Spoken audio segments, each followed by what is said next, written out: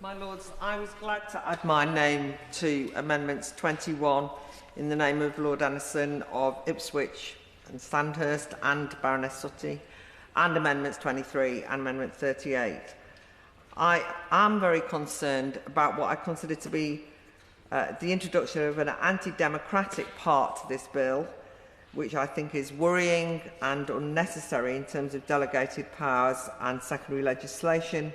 I think it opens up the potential for an overreach of powers in relation to the use of Henry VIII powers. And I think this has been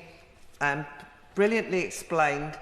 by the noble Lord Anderson about how the regulations can be amended in terms of the list of public protection procedures and measures that qualifying events and premises will be obliged to put in place. But I think it feels to me as though it makes a mockery of the hours that we're spending here. I don't know why we are examining every line to ensure proportionality when those of us who raise concerns about overreach and so on are reassured that this will be carefully, will not get out of hand. But all of that could be wiped away with a pen stroke.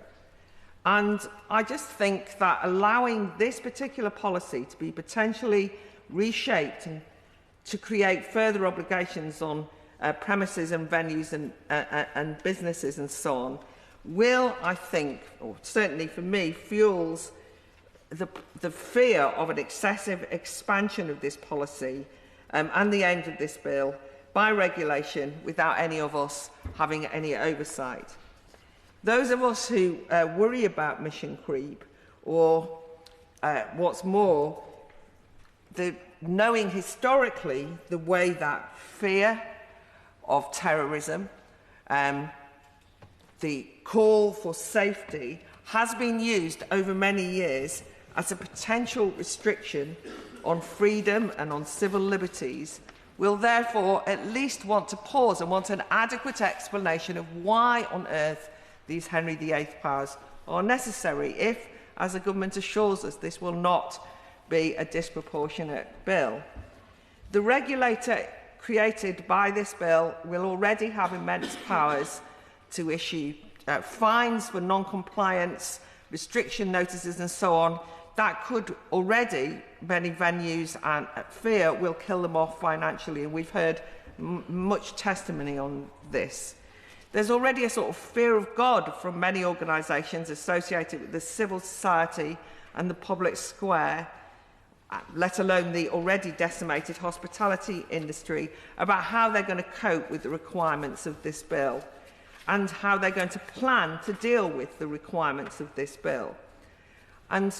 it might well be argued, well, that's the price we pay for protecting the public.